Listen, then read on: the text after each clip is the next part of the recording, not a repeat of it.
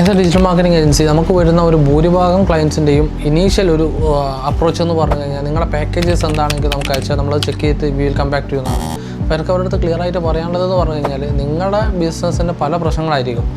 നിങ്ങൾ ഒരു business start ചെയ്തിട്ട് അത് നെക്സ്റ്റ് ലെവലിലേക്ക് കൊണ്ടുപോകാൻ പറ്റില്ല, അല്ലെങ്കിൽ നിങ്ങൾ ഫ്രാഞ്ചൈസി ഡെവലപ്പ് ചെയ്യണം. അപ്പോൾ ഓരോ അസുഖത്തിനും ഓരോ മെഡിസിനാണ് വേണ്ടത്. അപ്പോൾ നിങ്ങളുടെ ബിസിനസ് നമ്മൾ പ്രോപ്പറായിട്ട് മനസ്സിലാക്കിയതിന് ശേഷം നിങ്ങളുടെ ബിസിനസ്സിൻ്റെ പ്രോബ്ലം എന്താണ് നിങ്ങൾക്ക് സെയിൽസ് കൂടുതൽ വരാത്തത്, അല്ല ബ്രാൻഡിങ് ആണോ നിങ്ങളുടെ ഉദ്ദേശം, അതിന് നിങ്ങളുടെ ബിസിനസ്സിന് അലൈൻഡ് ആകുന്ന രീതിയിൽ നമ്മളൊരു മാർക്കറ്റിംഗ് പ്ലാൻ വർക്കൗട്ട് ചെയ്ത് അത് നിങ്ങളെ കോമൺ സെൻസും കൂടെ വെച്ചിട്ട് അത് വർക്കൗട്ട് ആവും നമ്മൾ അനലൈസ് ചെയ്തിട്ട് വേണം നമ്മളൊരു മാർക്കറ്റിംഗ് പ്ലാന് വർക്കൗട്ട് ചെയ്യാൻ. അതും ഒരു മാസം കൊണ്ടൊന്നും നിങ്ങൾക്ക് ഇതിൻ്റെ റിസൾട്ട് 100% കിട്ടത്തില്ല.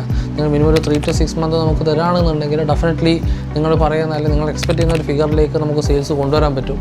അപ്പോൾ പാക്കേജസ് നോക്കി പോകേണ്ട, എന്താണ് നിങ്ങളെ ബിസിനസ്സിനെ ഹെൽപ്പ് ചെയ്യാൻ പറ്റുക. നിങ്ങൾ ഏതൊരു ഡിജിറ്റൽ മാർക്കറ്റിംഗ് ഏജൻസിനെ കൺസൾട്ട് ചെയ്യുകയാണെങ്കിലും how they can take your business to next level, അത് നമ്മൾ പ്രോപ്പർ അനലൈസ് ചെയ്തതിന് ശേഷം മാത്രം നമ്മൾ പ്രൊസീഡ് ചെയ്യുക. അല്ലാന്നുണ്ടെങ്കിൽ നിങ്ങൾ ഡിജിറ്റൽ മാർക്കറ്റിംഗ് സ്പെൻഡ് ചെയ്യുന്ന എമൗണ്ട് കംപ്ലീറ്റ്ലി വേസ്റ്റഡ് ആണ്.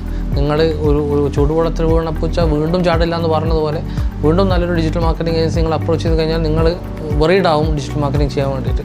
That's all. Thank you.